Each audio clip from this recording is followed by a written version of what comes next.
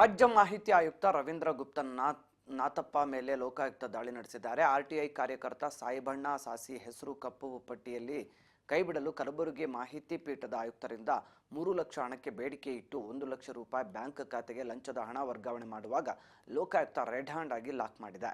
ಖಾತೆಗೆ ವರ್ಗಾಯಿಸಿಕೊಂಡು ಲಂಚದ ಹಣವನ್ನು ಲೋಕಾಯುಕ್ತ ಅಧಿಕಾರಿಗಳು ವಶಕ್ಕೆ ಪಡೆದುಕೊಂಡಿದ್ದಾರೆ.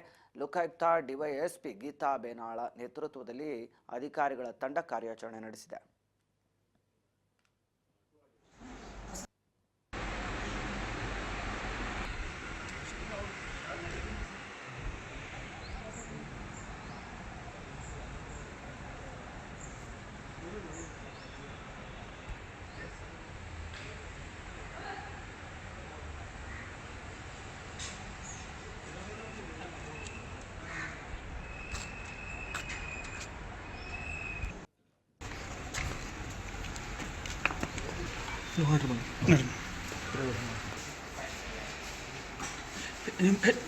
ಬೆಳಕಿನ ಮೇಲೆ 1 ಲಕ್ಷ ರೂಪಾಯಿ ಕಳಿಸಿದ್ದಾರೆ.